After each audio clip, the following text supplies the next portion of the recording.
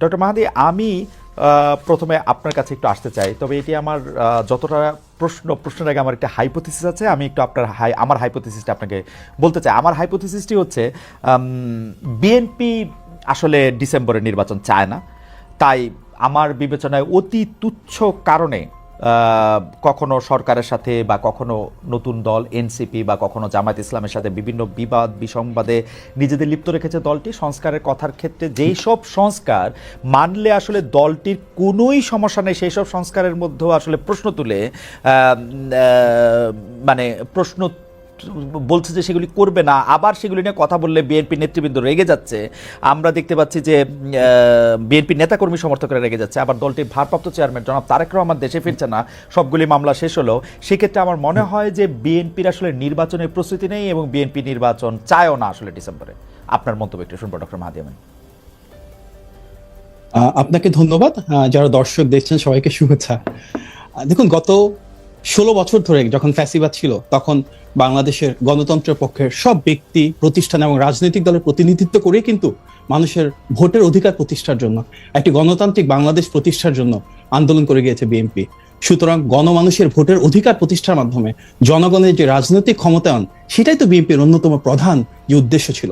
আমাদের 60 লক্ষ নেতাকর্মীর বিরুদ্ধে মিথ্যা মামলা হয়েছে, আমাদের 2000-এর বেশি নেতাকর্মী প্রথম 15 বছরে শহীদ হয়েছেন, এই গণ অভ্যুত্থানেও 500-এর বেশি নেতাকর্মী এবং বিএনপি পরিবারের সদস্য শহীদ হয়েছেন। তার উদ্দেশ্য কি ছিল? উদ্দেশ্য ছিল গণমানুষের অধিকার প্রতিষ্ঠা করে এমন একটা বাংলাদেশ তৈরি করা যেখানে জনগণের কাছে রাষ্ট্রীয় মালিকানা ফেরত যাবে, যেখানে আমরা সত্যি আবারও স্বাধীন সার্বভৌম বাংলাদেশে সাম্য, মানবিক মর্যাদা এবং সামাজিক সুবিচার প্রতিষ্ঠা করতে পারবো। একটি গণতান্ত্রিক কাঠামো তার একমাত্র উপায় একটা নির্দিষ্ট সময় পরপর নির্বাচনের মাধ্যমে জনগণকে ওনাদের যে রাজনৈতিক ক্ষমতায়ন সেটা সুপ্রতিষ্ঠিত করা। সুতরাং অবশ্যই একটি দ্রুত নির্বাচন আয়োজন করা, যার মাধ্যমে অবাধ, সুষ্ঠু এবং নিরপেক্ষ প্রক্রিয়ায় আমাদের দেশের সকল মানুষ, যারা 12 কোটির বেশি ভোটার রয়েছেন, প্রত্যেকে যার যার পছন্দের প্রার্থীকে ভোট দিতে পারেন, ওনাদের পছন্দের রাজনৈতিক দলকে তারা ক্ষমতায়িত করতে পারেন, দেশ পরিচালনার সুযোগ দিতে পারেন। এটি তো আমাদের অভীষ্ট লক্ষ্য। আপনি হয়তো বলছেন সংস্কারের ক্ষেত্রে বিএনপির কিছু দ্বিমত রয়েছে। দেখুন, সংস্কারের সবার আগে বর্তমান বাংলাদেশের যে রাজনৈতিক কাঠামো রয়েছে, বিএনপি কিন্তু সেই 2016 সাল থেকে সংস্কারের পক্ষে কথা বলে আসছে। আমরা দেখেছি 2016 সালে আমাদের দেশনেত্রী বেগম খালেদা জিয়া ভিশন 2030 প্রণয়ন করেছিলেন। পরবর্তীতে 2022 সালে আমাদের বিএনপির ভারপ্রাপ্ত চেয়ারম্যান জনাব তারেক রহমান 27 দফা প্রণয়ন করেছিলেন, এবং 2023 সালে ফ্যাসিবাদের রক্তচক্ষুকে উপেক্ষা করে জনাব তারেক রহমানই কিন্তু 31 দফা প্রণয়ন করেছিলেন। আজকে সংস্কার নিয়ে যা কিছু কথা হচ্ছে, খুব গর্বের সাথে আমরা বলতে পারি তার প্রায় অধিকাংশই এবং প্রতিটি বাস্তবসম্মত এবং যৌক্তিক প্রস্তাবনারই কিন্তু মূল ভিত্তি আমাদের 31 দফা। রাষ্ট্রীয় প্রতিষ্ঠানগুলোকে কিভাবে আমরা আরো বেশি শক্তিশালী করতে পারি, বিচার বিভাগ, আইনসভা, নির্বাহী বিভাগের ভিতরে কিভাবে ক্ষমতার ভারসাম্য তৈরি করতে পারি, এই প্রত্যেকটাই কিন্তু আমাদের সেই 31 দফা থেকে উচ্চারিত। হয়তো এখানে কিছুটা পদ্ধতিগত পার্থক্য রয়েছে, কিন্তু কোনোভাবেই আমরা সংস্কারের ক্ষেত্রে কোনো বিভাজন চাই না। আজ থেকে প্রায় 10 বছর আগে আমাদের যে অবস্থান ছিল, দীর্ঘ সময় পেরিয়ে আজও আমরা সেই অবস্থানে রয়েছি। এবং আপনি বলছিলেন বিভেদের কথা, জাতীয় ঐক্যের কথা সবার আগে বিএনপি বলেছিল। সেই জাতীয় ঐক্যকে ধারণ করে গণতান্ত্রিক বাংলাদেশে গণমানুষের ভোটাধিকার প্রতিষ্ঠার জন্য আমাদের যে উদ্যোগ, যে প্রচেষ্টা, যে সংগ্রাম, সেটা আজও বহমান রয়েছে। ডক্টর আমিন, একটু যদি আমাকে সুযোগ দিতেন, আমি আপনার কাছে একটু বুঝে নিতে চাচ্ছিলাম যে ধরেন সংস্কার কমিশন বলতেছে যে জীবনে 2বারের বেশি প্রধানমন্ত্রী হতে পারবে না, বা 2বারের বেশি কেউ প্রধানমন্ত্রী হতে পারবে না। এইটা বিএনপি দ্বিমত করতেছে কোন জনগণের স্বার্থে? ওকে, দেখুন, একটা দেশের রাষ্ট্র কিভাবে পরিচালিত হবে, রাষ্ট্রীয় কাঠামোটা কিভাবে গড়ে উঠবে, তার কতগুলো প্রেক্ষাপট থাকে। এখানে একটা ঐতিহ্যগত ব্যাপার থাকে, এখানে একটা সাংস্কৃতিক ব্যাপার থাকে, এখানে রিজিওনাল যে এক্সপিরিয়েন্স আছে সেটা ম্যাটার করে। বাংলাদেশে আমরা যেভাবে সরকার পরিচালনা করে আসছি বাংলাদেশের জন্মলগ্ন থেকে, সেটা ওয়েস্টমিনস্টার সিস্টেমের পার্লামেন্টারি ডেমোক্রেসিক সিস্টেম। সো সেই ওয়েস্টমিনস্টার সিস্টেমটাকে আমাদেরকে ধারণ করতে হবে। আমরা দেখেছি পৃথিবীর কোথাও আপনি একটা দেশ দেখাতে পারবেন না যেখানে ওয়েস্টমিনস্টার সিস্টেম পার্লামেন্টারি ডেমোক্রেসি আছে, যেখানে প্রধানমন্ত্রী যে টার্ম আছে সেটা ক্যাপড, অর্থাৎ প্রধানমন্ত্রীর 2বার বা 3বার বা 5বার বা একবার, এটা নিয়ে কিন্তু কোথাও না। ওয়েস্টমিনস্টার সিস্টেম ডেমোক্রেসিতে ডক্টর আমিন, আপনি আমাকে ক্ষমা করবেন, মানে আমি মনে হয় সিমিলার যুক্তি আওয়ামী লীগের মুখে গত 15-20 বছর ধরে শুনে আসতেছি, মানে এই ওয়েস্টমিনস্টার টাইপ ডেমোক্রেসি, প্রধানমন্ত্রীকেই তো আসলে ক্ষমতায় থাকতে হবে, কিন্তু এইটা দিয়ে কিন্তু আমরা কিন্তু ডক্টর মাহাদি, আপনি আমি আজকে এখানে পাটোয়ারি আছেন, আমরা কিন্তু ওয়ার্স্ট সাফারার। যে একজন ভদ্রমহিলা চিন্তা করছিলেন যে তিনি 2041 পর্যন্ত নাকি 2066 নাকি 91 পর্যন্ত থাকবেন, এরকম একটা বন্দোবস্ত প্রায় করে ফেলেছিলেন। পার্টির supreme leader 2 term prime minister থাকবেন, পরে অন্যদেরকে ছেড়ে দিবেন, একটা পর্যায়ে আমরা ওয়েস্টমিনস্টার ডেমোক্রেসির মতো একটা ম্যাচিউর ডেমোক্রেসিতে যাব, তখন নাইলে পার্টির লিডার আরও 30 বছর থাকলেন। কিন্তু এখন তো আসলে কারো পক্ষে যাতে এককভাবে ক্ষমতাটা না নিয়ে, বা মানে আপনি আমার চেয়ে এটা ভালো জানেন যে মানে সে একলা যেন না থাকে, সেইটার ব্যবস্থায় তো আমরা চাইতেছিলাম, তাই না? আপনি এখানে খুব গুরুত্বপূর্ণ একটা শব্দ বলেছেন, এখন। হ্যাঁ, যে বন্দোবস্ত, এটাতে এখন বা তখনকার না হোক, কারণ আপনারা বলছেন 2 টার্মের বেশি। যদি ডিসেম্বরে ইলেকশন হয়, তারপর 2 টার্ম, মানে আমরা 2035 সালে চলে যাচ্ছি, তারপর আরো একটা টার্ম, তারপর আরো একটা টার্ম, 2040 সালের পরে কি ঘটনা ঘটবে সেটা নিয়ে আমরা এখন কথা বলছি। তার মানে যা কিছু আমরা চিন্তা করি না কেন, এটা কিন্তু ক্ষণস্থায়ী না। একটা দেশের রাষ্ট্র কাঠামো পরিবর্তন হতে হবে দীর্ঘস্থায়ী, সেটা হতে হবে টেকসই। এবং আপনাকে আমি একটা প্রশ্ন ছুড়ে দিই, বাংলাদেশে 2বারের বেশি প্রধানমন্ত্রী কেউ হবেন না, সেটা পরপর হোক অথবা একটানা হোক, সবার আগে কে বলেছেন? আপনারা বলেছেন। সবার আগে কে বলেছেন? আপনারা বলেছিলেন। সবার আগে আমরা বলেছি। হ্যাঁ, কারণ হচ্ছে যে এখন আপনাদের নির্বাচনের প্রস্তুতি নাই, তাই আপনারা এটা নিয়ে তালবাহানা করছেন। আপনারাও চান যে 2বার এসে প্রধানমন্ত্রী না হইতে, এটা আমি একদম শিওর। আপনাদের নির্বাচনের কোনো প্রস্তুতি নাই, আপনারা এই সরকারকে আরেকটু ফেইল্ড দেখতে চান, নিজেদের ঘর একটু গুছাইতে চান, মুখে মুখে বলেন বটে, কিন্তু আমার ধারণা বিএনপি 2 বছর পরে নির্বাচন চায়, এবং দায়টা দিবে হচ্ছে নাসিরউদ্দিন পাটোয়ারি সাহেবদের ঘাড়ে। দেখুন, গণতন্ত্রের সৌন্দর্য তো ভিন্নমত পোষণ করা, সেই ভিন্নমতটা আপনি পোষণ করছেন, তবে বাস্তবতা হচ্ছে যত দ্রুত নির্বাচন হবে, বাংলাদেশে যদি একটা মাত্র রাজনৈতিক দল থাকে তাদের সর্বোচ্চ প্রিপারেশন রয়েছে, সেটা বিএনপি। আমরা যদি দেখি বাংলাদেশে একটা মাত্র রাজনৈতিক দল যাদের টোটাল পলিসি প্রপোজাল রয়েছে, আমরা রাষ্ট্র কাঠামোটাকে কিভাবে ঢেলে সাজাবো, আমরা গণমানুষের উন্নয়ন কিভাবে করব, আমরা কর্মসংস্থান সৃষ্টি কিভাবে করব, শিক্ষা এবং স্বাস্থ্যের অধিকার কিভাবে নিশ্চিত করব, সর্বজনীন স্বাস্থ্য এবং শিক্ষার মাধ্যমে বাংলাদেশের প্রতিটি তৃণমূল এবং প্রান্তিক পর্যায়ের মানুষকে আমরা কিভাবে সামাজিক মূল্যবোধের মাধ্যমে মানবিক মর্যাদা ফিরিয়ে দিব, আমরা কিভাবে দ্রব্যমূল্য নিয়ন্ত্রণ করব, কৃষক শ্রমিক মজুরদের জন্য তাদের প্রাপ্য যে অর্থায়ন, প্রাপ্য যে মজুরি, সেটা নিশ্চিত করব। বাংলাদেশে বিএনপি একমাত্র রাজনৈতিক দল যার সেই পলিসি প্রোডাক্টটুকু রয়েছে। সুতরাং নির্বাচনের জন্য আমরা অন্য যে কোনো দলের চাইতে সবচেয়ে বেশি প্রস্তুত। আমি জানি না আপনার ভিন্নমত থাকতে পারে না, আমার ঠিক ভিন্নমত না, আমার একটু কৌতূহল আছে। ডক্টর মাহাদি, আমি আপনার কথা শুনতে পছন্দ করি, আপনি যেভাবে যুক্তি দিয়ে কথা বলেন, মানে শান্ত থাকেন, সেটা আমার খুবই পছন্দের। কিন্তু আমি আপনার কোনো রাজনৈতিক ভবিষ্যৎ দেখি না মাহাদি। কারণ হচ্ছে যে একজন লোক যদি কয়েকবার প্রধানমন্ত্রী হইতে পারে, সারা জীবন প্রধানমন্ত্রী হইতে পারে, আপনার টার্ম আসতে আসতে 200 বছর পার হয়ে যাবে মাহাদি। এইটা আপনার মনে হয় না যে তাহলে আপনি রাজনীতি কেন করতেছেন, যে আপনি বাংলাদেশের সরকার প্রধান কখনোই হবেন না? এইটা আপনাকে পীড়া দেয় না? আমরা তো সরকার প্রধান হওয়ার জন্য দল করি না, আমরা সেই দল করি যেটা মানুষের জন্য, দেশের জন্য কাজ করে যাবে, দেশের মানুষের জনকল্যাণ যেটা হবে, উন্নয়ন যেটা হবে। দেখুন, বিএনপি একমাত্র রাজনৈতিক দল যারা ক্ষমতার জন্য কখনো লালায়িত ছিল না। আমরা বিরোধী দলীয়, গৃহপালিত বিরোধী দল হতে পারতাম, এটা আন্ডারস্ট্যান্ডিং এর মাধ্যমে শেখ হাসিনার সাথে সরকারে যেতে পারতাম, জাতীয় ঐক্যমত্যের সরকারের কথা এর আগেও এসেছে, এমনকি 5 তারিখে শেখ হাসিনা পতনের পর 8 তারিখে সর্বদলীয় সরকারের অংশীদার আমরা হতে পারতাম। আমরা তার কোনোটাই করি নাই, কারণ বিএনপি সে রাজনৈতিক দল যেটা জনগণের ভোটে নির্বাচিত একটা সরকার ব্যবস্থায় সরকার পরিচালনা করতে চায়। আমাদের নেতা জনাব তারেক রহমান, সে 1988 সাল থেকে রাজনীতি করছেন, গত 37 বছরে উনি চাইলে অনেক কিছু হতে পারতেন। এমপি, মন্ত্রী, উপদেষ্টা কখনোই কিছু হন নাই। ক্ষমতার জন্য আমরা লালায়িত না। তারেক সাহেবের জন্য মন্ত্রী, উপদেষ্টা এগুলি ভালো পদ নাকি? এগুলি আমাদের মতো লোকের জন্য ঠিক আছে। তারেক সাহেব এসে তো প্রধানমন্ত্রী হবে না, উনি রাজনীতি চান না। উনি কেন প্রধানমন্ত্রী হবেন? শেখ হাসিনা যদি উনাকে বলতো যে আপনি প্রধানমন্ত্রী হন, তাহলে কিন্তু হইতো মনে হয় না, তাহলে উনি হতেন না। জনগণের ভোটের অধিকার প্রতিষ্ঠা ছাড়া উনি কখনোই হতেন না। এবার আমি এই প্রশ্নটা একটু শেষ করে আবার একটু জনাব নাসিরউদ্দিন পাটোয়ারির কাছে যেতে চাই। আপনার কথা শোনা খুবই আনন্দদায়ক, কিন্তু আমি আপনাকে প্রশ্ন করতে, জনাব তারেক রহমান এখন দেশে ফিরছেন না কেন? মানে উনি দেশে ফিরলে তো বাংলাদেশের রাজনীতির বিশ্লেষক যারা আছে তারা বলছেন যে অনেকভাবেই ক্ষমতার শিফট বা ক্ষমতার ব্যালেন্স অন্যরকম হতে পারত, বিএনপির পক্ষে একটা গণজোয়ার সৃষ্টি হতে পারত। এই সুযোগ তিনি কেন নিচ্ছেন না, যেহেতু তিনি একজন সুযোগ নিচ্ছেন না? দেশের স্বার্থে, দেশের মানুষের স্বার্থে। উনি কিন্তু নিজেও বলেছেন যে আমাদের বিএনপির যেমন 60 লক্ষ নেতাকর্মীর বিরুদ্ধে মিথ্যা মামলা রয়েছে, একইভাবে কিন্তু গণতন্ত্রের পক্ষে প্রতিটা রাজনৈতিক দলের নেতাকর্মীর বিরুদ্ধে রয়েছে বিভিন্ন শ্রেণী পেশার মানুষরা, আপনাদের মতন যারা গণমাধ্যম কর্মী রয়েছেন, মানবাধিকার কর্মী রয়েছেন, শিক্ষক, চিকিৎসক, প্রত্যেকের বিরুদ্ধে কিন্তু শেখ হাসিনা বিরোধী যাদের অবস্থান ছিল বিভিন্ন সময় মামলা হয়েছে। উনি সুস্পষ্টভাবে বলেছেন ওনাদের প্রত্যেকের বিরুদ্ধে যেন ন্যায় বিচার প্রতিষ্ঠা হয়, প্রত্যেকে যেন অবিচারের নামে আমরা যা দেখেছি তার থেকে প্রাপ্য বিচারটুকু পান। এটা কিন্তু ওনার একটা অগ্রাধিকারের দাবি। আমরা চাই উনি শুধু জনাব তারেক রহমান মুক্ত হয়ে সবার মামলা উঠে গেলে জনাব তারেক রহমান দেশে ফিরবেন, এটা ওনার একটা অগ্রাধিকার অবশ্যই। মানে সবার মামলা উঠে গেলে এটা সবাইকে প্র্যাকটিক্যালি ন্যায় বিচারে উঠবে না তো? অবশ্যই সম্ভব। ন্যায় বিচারকে প্রধানমন্ত্রিত্ব করতে হবে ভাই। না, উনি কেন বিদেশ থেকে প্রধানমন্ত্রিত্ব করবেন? আমরা সবসময় বলে এসেছি কি এই অন্তর্বর্তী সরকারের মূল ম্যান্ডেটটা হচ্ছে একটা অবাধ, সুষ্ঠু এবং গ্রহণযোগ্য নির্বাচন আয়োজনের পাশাপাশি বিচার বিভাগ, জনপ্রশাসন এবং আইন শৃঙ্খলা বাহিনীর সংস্কারটুকু করা। যদি বিচার বিভাগের সংস্কার ঠিক মতো হতো, গত 8 মাসেই কিন্তু আমরা দৃশ্যমান ভাবে অনেক মানুষকে এসব অবিচার থেকে মুক্ত অবস্থায় দেখতে পেতাম। কোর্টের জন্য দাঁড়ে দাঁড়ে ঘুরতে হতো না মিথ্যা মামলার জন্য। আমরা দেখেছি মিথ্যা, গায়েবী, জালিয়াতির মামলা, সেগুলো থেকে তো অবশ্যই মানুষের বিচার বিভাগের সংস্কারটা একটা জরুরি আছে, কারণ তারেক সাহেবের সব মামলা উঠে যাচ্ছে, তার নেতা কর্মীদের মামলা উঠতেছে না, এটা তো নিশ্চয়ই একটা ভালো জিনিস হচ্ছে না। আপনি নিশ্চয়ই এটার জন্য বারবার পুশ করছেন। জনাব তারেক রহমানের সব মামলা উঠে গেছে, কিন্তু ইন অ্যাবসেন্সিয়া মামলা উঠা এপিলে কিন্তু একটা, মানে আমি জানি না, মানে আমি যতটুকু আইন কানুন বুঝি আর কি। আমি আবার আসবো আপনার কাছে। ডক্টর মাহাদি, আপনাকে অনেক ধন্যবাদ।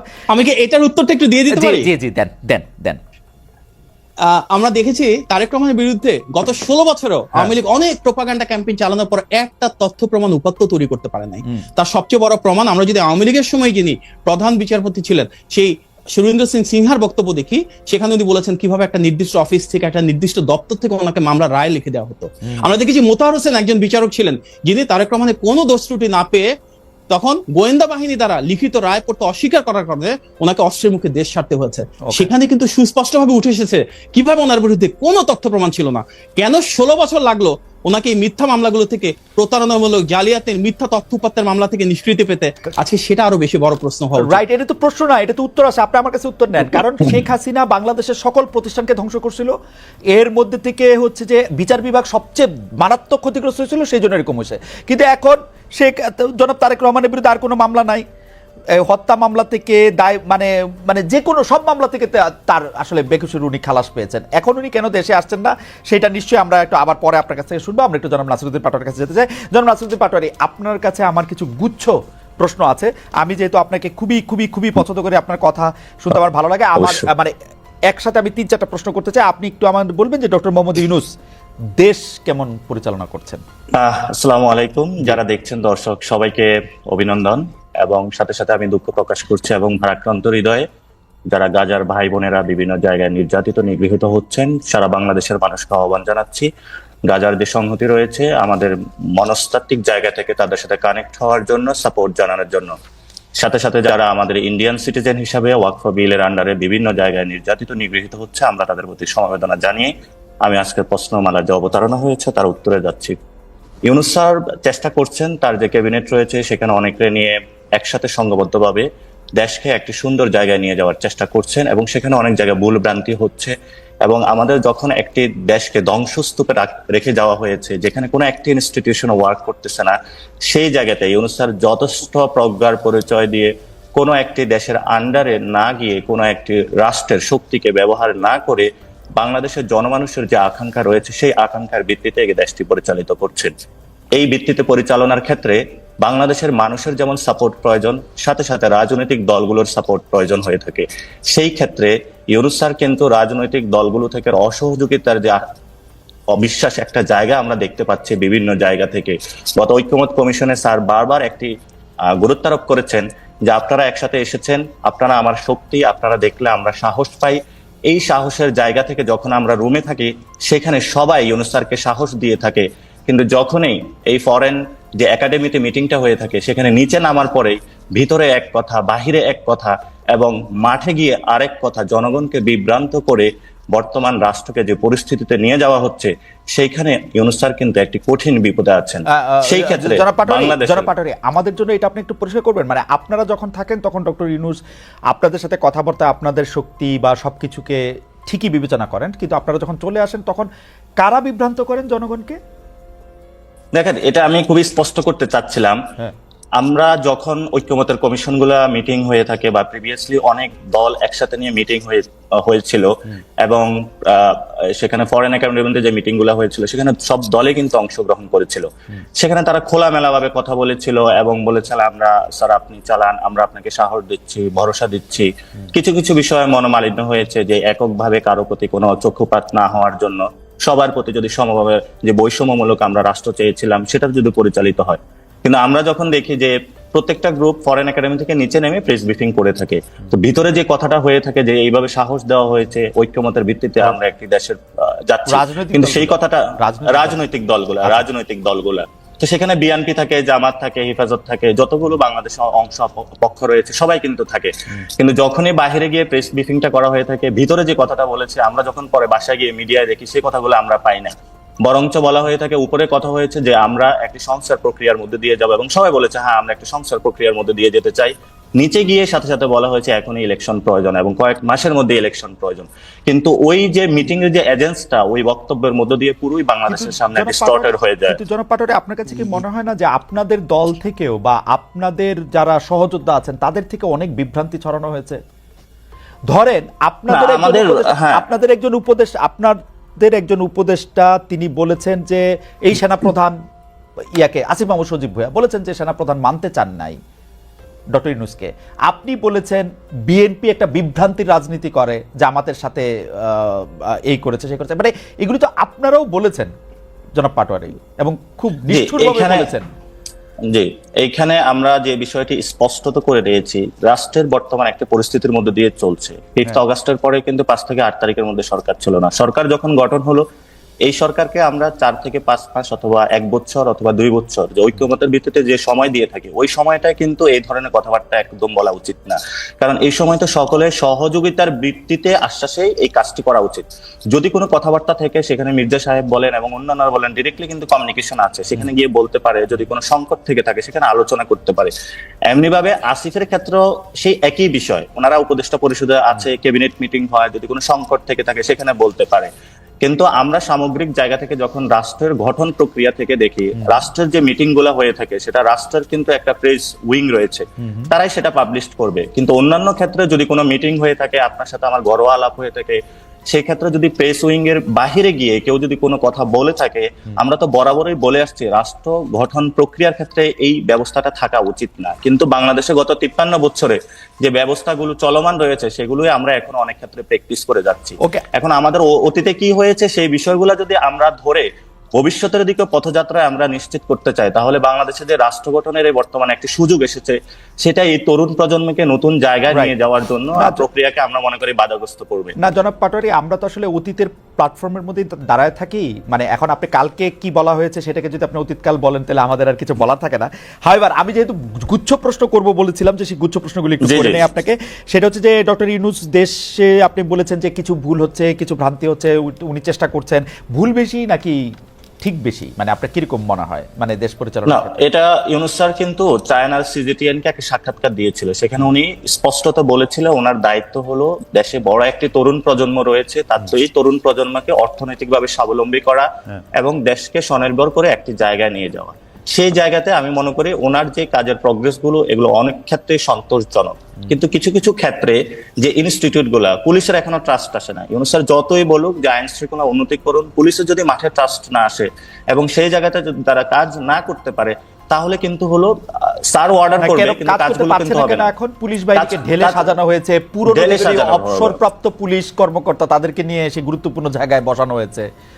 আওয়ামী পুলিশ তো এখন একটাও নাই। আওয়ামী পুলিশ নাই খালিদ ভাই। যখন আমরা ঢাকাতে ট্রাফিকে চলাফেরা করি, আপনার সেই ময়মনসিংহ থেকে একজন পুলিশকে ঢাকা এনে ট্রাফিকে দেওয়া হয়েছে। তো ময়মনসিংহ এর যে ট্রাফিক ব্যবস্থা, ওনার এখানে অভ্যস্ত হতে 2 থেকে 3 মাস সময় লাগবে। এমনি ভাবে এখানে যে পুলিশের যে বিন্যাসটা করা হয়েছে, ঢাকার পুলিশকে অন্য জায়গায় নিয়ে যাওয়া হয়েছে, ওইখানে পুলিশকে এখানে আনা হয়েছে, আবার অনেকরে বাদ দেওয়া হয়েছে। আর যে সিস্টেমটা গত 15 বছরে গড়া হয়েছে, আমরা তো ব্যক্তি ধরে আলোচনা করি কিন্তু আমাদের সিস্টেমেটিক, আমাদের কি পুলিশের কোনো ল রয়েছে? সেখানে যদি কমিশন গুলো থাকতো, আমরা তখন তাদেরকে আস্ক করতাম যে কমিশন অনুযায়ী কেন চলছে না, বা এই রুলস রেগুলেশন অনুযায়ী কেন চলছে না। আমরা তো পুলিশ কমিশনার বা ব্যক্তিগত জায়গায় আলোচনা দিয়ে থাকি, কিন্তু আমরা নতুন বাংলাদেশে কোনো ব্যক্তি আলোচনায় যেতে চাই না। কোনো ব্যক্তির জন্য কোনো পদ সৃষ্টি বা ব্যক্তির সুযোগ সুবিধা না, কিন্তু সৃষ্টির জন্য আপনারা আমরা কোনো প্রক্রিয়াতে যেতে চাই কিন্তু না। জনাব পাটোয়ারি, আপনারা যদি খেয়াল করেন তাহলে আপনারা দেখবেন যে এই কথা কিন্তু অনেক দিন ধরে আমরা শুনতেছি যে প্রশাসন ঠিকমতো সহায়তা করতেছে না, পুলিশ ঠিকমতো মাঠে নামতেছে না, সেই জন্য আমরা পারতেছি না। ডক্টর ইউনূস সাহেব পারছেন, এরকম কি দেখে আপনার মনে হয়েছে যে তরুণদের জন্য বিশাল কিছু করে দিয়ে গেছেন, সেটা একটু আমাদেরকে একটু বলবেন পরের পর্যায়ে। আমাদের একটু গুচ্ছ প্রশ্নগুলি একটু আমরা একটু করে রাখি। হ্যাঁ, অবশ্যই। সেইটা হচ্ছে যে আপনাদের দল ক্ষমতায় এলে কি ইউনূস সাহেবের চেয়ে, ধরেন আপনার দল যদি ক্ষমতায় আসে, কারণ আমি দেখতে পাচ্ছি যে এনসিপি অনেকগুলি ভালো ভালো কথা বলতেছে, যেই ভালো ভালো কথাগুলি আসলে ডিফেন্সিভ মনে হয়, অনেক সময় মনে হয় যে ক্ষমতায় যেহেতু যাবো না তাহলে কিছু ভালো কথা বলে রাখি। সেই হিসাবে আপনাকেও একটু প্রশ্ন করতে চাই যে আপনাদের দল ক্ষমতায় যদি আসে তাহলে ডক্টর ইউনূসের চেয়ে ভালোভাবে দেশ চালাতে পারবেন কিনা? না, ক্ষমতায় থেকে যদি দেশকে ভালো মতো চালাতে হয়, প্রথমত আপনাকে সিস্টেম বিল্ড আপ করতে হবে। অতীতে আমাদের যে 53 বছর যে সিস্টেমটা রয়েছে সেটা অনুযায়ী দেশ চলে না এবং দেশ বাধাগ্রস্ত হয়েছে এবং দেশ ধ্বংসস্তূপে পরিণত হয়েছে, সেটা আমাদের সামনে একদমই দৃশ্যমান। সেই জায়গা থেকে এনসিপি কি ক্ষমতায় আসবে, বিএনপি কি ক্ষমতা আসবে, সেটা কিন্তু মুখ্য বিষয় না। মুখ্য বিষয় হলো সিস্টেমের মধ্যে কে আসবে। আপনারা দেখেছেন যে এই কানাডা একটা প্রবলেমে পড়েছে, সেখানে কিন্তু তাদের সিস্টেমে মেক করে দিয়েছে, দলের মধ্য দিয়ে নতুন ভাবে প্রধানমন্ত্রী হয়েছে এবং সেইখানে তারা কিন্তু না, সেটা ভালো কথা, সেটা ভালো কথাই বলছেন, কিন্তু আমরা এই জায়গাটায় বলে থাকি যে ডক্টর ইউনূস হোক আর যেই হোক, দেশের যদি কোনো একটি সুন্দর সিস্টেম থাকে, যে সিস্টেমের মধ্যে ব্যালেন্স অফ পাওয়ার থাকবে, যিনি প্রধানমন্ত্রী থাকবে উনি কোনো স্বৈরতান্ত্রিক ব্যবস্থার দিকে যেতে পারবেন না। আমরা যদি এমন একটা সিস্টেম তরুণ প্রজন্মের সামনে অথবা দেশবাসীর সামনে দিয়ে যেতে পারি, সেখানে এনসিপি ক্ষমতায় আসুক, বিএনপি ক্ষমতায় আসুক, যেই আসুক, আমরা করি বাংলাদেশ। আমি দুইটা প্রশ্ন আপনাদের জন্য পেন্ডিং রাখবো। আমার এইখানে গুচ্ছ প্রশ্ন যে মানে আপনারা যদি এমন একটা সিস্টেম দিয়ে রাখেন, এটা সম্পর্কে আমার একটা প্রশ্ন থাকবে, কিন্তু এখন আপনার পেন্ডিং প্রশ্ন হচ্ছে যে আপনাদের কোনো নেতৃবৃন্দ মনে করতেছেন যে ডক্টর ইউনূসকেই আসলে 5 বছর থাকতে দেওয়া উচিত, দেশ পরিচালনা করতে দেওয়া উচিত। কেউ কেউ আবার বলতেছেন যে এনসিপির দায়িত্ব ডক্টর মোহাম্মদ ইউনূস নিতে পারেন। এই ইচ্ছাটা কি আপনাদের দলের মধ্যে একটু আসে, তাই না? মানে না, প্রথমত আমাদের এনসিপির দায়িত্ব ডক্টর ইউনূস সাহেব নেক, এরকম কোনো ইচ্ছা আমাদের প্রশ্ন নাই, 1 নাম্বার। 2 নাম্বার জায়গাটা হলো, তাহলে আমরা যদি ক্ষমতার এই জায়গাটা নিতে পারতাম, তাহলে কিন্তু সেই ছাত্ররা প্রথমে ইউনূস স্যারকে রিকোয়েস্ট না করে নিজেদের জায়গা থেকে অনেক কাজ করতে পারতো। প্রথমত এটা। দ্বিতীয়ত হলো যে জিনিসটা, না আপনারা ইউনূস সাহেবকে চাইছেন, রাজি করাইছেন, এবং আপনাদের দলের একজন গুরুত্বপূর্ণ নেতা জনাব সার্জিস আলমকে এই কথা বলছেন না? সেটাতে আমি আসছি। সার্জিস আলম বলেছেন যে ইউনূস স্যার একটা আকাঙ্ক্ষা ব্যক্ত করেছেন যে ইউনূসের মতন মানুষকে 5 বছর রাখলে ভালো হতো, কিন্তু উনি বলেন না যে ইউনূস স্যার এখনই হলো প্রধানমন্ত্রী হয়ে যাক, বা আমরা আমাদের এনসিপি থেকে প্রধানমন্ত্রী হিসাবে ক্যান্ডিডেট যে সিলেকশন হবে সেখানে হলো আমরা ইউনূস স্যারকে নিয়ে আসবো, এটা উনি বলেন নাই। তো পিপলস উইলতে এটা শুধু সার্জিস কেন, আমরা যখন রিক্সাওয়ালার সাথে কথা বলি, শ্রমিকের সাথে কথা বলি, যার সাথে কথা বলি না যে ইউনূস খুব ভালো চালাচ্ছে, কারণ আপনি বিলিভ ইউর নট, এখানে রমজানে মানুষ যে ধরনের রিলিফ পেয়েছে, এটা গত 53 বছরের ইতিহাসে বাংলাদেশে এমন কোনো কাহিনী হয় নাই। এখানে মানুষ যথেষ্টভাবে এই রমজানের রিলিফ ছিল, সুন্দরভাবে ঈদ আয়োজন হয়েছে, যার ফলশ্রুতিতে আপনারা দেখেছেন যখন ইউনূস স্যার সেই ঈদগাহে গিয়েছিল, জনতা তাদেরকে এসে লাল সালাম অভিনন্দন দৃশ্যমান। যদি 5 বছর ক্ষমতায় থাকতো সেটা ভালো হইতো, তাই তো? না, এটা হলো ব্যক্তিগত জায়গা থেকে অনেকে আকাঙ্ক্ষা প্রকাশ করে থাকে, কিন্তু আমরা যখন তো সামষ্টিক আকাঙ্ক্ষাও তাই দেখতে পাচ্ছেন যে ডক্টর ইউনূস থাকলে না, সামষ্টিক আকাঙ্ক্ষা এটা না। সামষ্টিক আকাঙ্ক্ষাটা হলো জনগণ যে জিনিসটা চাবে, ডক্টর ইউনূসকে যদি চায় যে উনি আরো থাকুক, তবে আমাদের যে প্রস্তাবনাটা এনসিপির পক্ষ থেকে আমরা বলে থাকি যে 2000 বা 1000 যে মানুষগুলো শহীদ হয়েছে, 50,000 মানুষ আহত, তারা কিন্তু ডেমোক্রেটিক ফাইট করেছিল গত 15 বছরে যে স্বৈরতান্ত্রিক ব্যবস্থার বিরুদ্ধে। ফলত আমরা দ্রুত চাই ডেমোক্রেটিক প্রক্রিয়ার মাধ্যমে দেশটা যাক। যেহেতু আমরা ন্যাশন স্টেটে রয়েছি, এখানে আমাদের একমাত্র স্টেবল পজিশনে যাওয়ার জন্য ডেমোক্রেসিকে আমরা রেস্টোর করতে হবে। এখন ডেমোক্রেসিকে যদি আমরা ফিরিয়ে আনতে না পারি, কোনো ব্যবস্থায় যাদেরকে হলো 10-15 বছর বা 1 বছর 6 মাসের জন্য যদি কেউ থাকতে চায় বা কোনো প্রক্রিয়ার মধ্যে যেতে চায়, সেটার আমরা বিরোধী। আমরা বলি যে দেশটা একটি গণতান্ত্রিক প্রক্রিয়া যায়, গণতান্ত্রিক প্রক্রিয়ার মধ্যে আপনি প্রধানমন্ত্রী হন, মাহাদি ভাই প্রধানমন্ত্রী হোক, যে কেউ প্রধানমন্ত্রী হোক, নো প্রবলেম। কিন্তু আপনাদের আশা হচ্ছে ডক্টর ইউনূসের মতো কেউ হোক, ডক্টর ইউনূসের মতন কেউ হোক, বা যে কোনো মানুষ এসে, যে আমাদের এখানে সেই রংপুর হোক, ময়মনসিংহ হোক, যে ছেলেটা এখনো বর্তমানে রাজনীতিতে অংশগ্রহণ করতে পারে না, আমরা তাকেও প্রধানমন্ত্রী হওয়ার সুযোগ দিতে চাই। কারণ আমরা মনে করি আমাদের তারুণ্যের কথা বলবেন, are not that Tarunya, not that না, এটা না, যাই হোক না ভাই, আমি এটা একটু শেষ করি। নট দ্যাট তারুণ্য, আমরা বলেছি যে কোনো পরিবারতন্ত্র বা স্বৈরতান্ত্রিক ব্যবস্থার বিরুদ্ধে আমরা সেখানে বলে থাকি প্রত্যেকটা মানুষের আপনিও সুযোগ পান যে আপনি প্রধানমন্ত্রী হওয়ার যোগ্যতায় আসেন সেটা এবং সেই রেসে সেটা আসুন, ভোটে হলে কিন্তু সেই ভালো হতো না? সুযোগটা সেটা ভোটে হলে হ্যাঁ, ভালো হতো না? সেই জিনিসটা তো ভোট তো বাংলাদেশে যেই আপনার ধরেন ফ্যামিলিগত একটা দল আছে, আপনি সেটার উত্তরাধিকারী সূত্রে পাবেন, আপনি প্রধানমন্ত্রীও হবেন এরকমই বলে কারণ মানুষ এটা- ধরে নেয়। কারণ- কিন্তু এই জন্য মাহাদি ভাই যে কথাটা বলেছিল যে ওয়েস্টমিনিস্টার সিস্টেম অথবা আগেও যারা বলতো, সেখানে দলগত প্রক্রিয়া কিন্তু ওনারা লক্ষ্য রাখছে না, শুধু হলো পার্লামেন্টের সিস্টেমটা ওনারা রেটরিক আকারে বলে থাকে, এটা ইমপ্লিমেন্টেশনের জায়গাতে ওনারা একবারও এলে বলেছে যে যেখানে হলো আমাদের বাংলাদেশি Okay. বংশোদ্ভূত এবং শেখ হাসিনার যে হিয়ারের মধ্যে একজন আছে তাকে দুর্নীতির যায় যখন তাকে সেখানে হলো খারিজ করা হলো, কিন্তু বাংলাদেশে গত 2001 থেকে 6 পর্যন্ত দুর্নীতির কোনো এই পর্যন্ত বিচার হয় না, এবং গত 53 বছরে বাংলাদেশে এই পর্যন্ত আমরা দুদকের মতো একটি সংস্থাকে আমার মনে হয় যে সাংবিধানিক প্রতিষ্ঠানকে কোনো জায়গায় নিয়ে যেতে পারিনি। আমার মনে হয় যে দুর্নীতির বিচার তারপরে 2001 থেকে 2006 পর্যন্ত কি হচ্ছে সেটা আমরা শুনবো। আমরা একটু